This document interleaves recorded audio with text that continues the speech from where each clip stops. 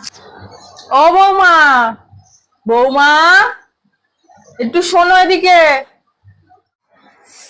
হ্যাঁ মা, ডাকছিলেন? তা বলি মোচাটা ছাড়ানো হয়েছে নাকি ফোনই দেখে যাচ্ছ, ফোনই ঘেটে যাচ্ছ? ছাড়িয়েছো মোচাটা?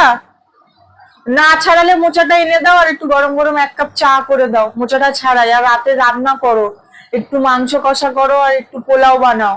আজকে সবাই রাতে ওটাই খাবো আমরা। যাও তাড়াতাড়ি মোচাটা এনে দাও, এক কাপ চা এনে দাও। কি করব বলুন মা, সন্ধ্যার পর থেকে তো আপনি টিভিটা নিয়ে বসে থাকেন, আর তো কোনো কাজ নেই আপনার। তো কি করব আমি?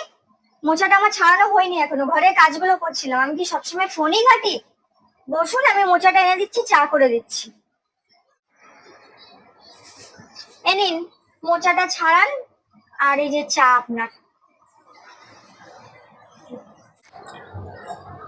মুখে মুখে তো ভালোই কথা বলছো দেখছি। একটু মা ফোনে শিখিয়ে দিচ্ছে বুঝি শাশুড়ির সাথে কি করে কথা বলতে হয়। ভালো ভালো, ছাড়িয়ে দিচ্ছি মোচাটা, গিয়ে রান্নাটা তাড়াতাড়ি বসাও, যেন দেরি না হয়, 8টার মধ্যে যেন রান্না কমপ্লিট হয়। যাও রান্নাটা গিয়ে বসাও, অত কথা বলবে না মুখে মুখে। কারোর সাহস নেই আমার মুখের মুখের কথা বলা। সকাল থেকে উঠে কাজ আর কাজ, একটু আমার শান্তি নেই, একটু বসতে পারি না। এমন একটা দরজার শাশুড়ি পাল্লায় এসে পড়েছে, ভালো লাগে না আমার। এখন এই মাংস করো, পোলাও করো। দেখি না তেল মশলা আবার কত দিচ্ছে।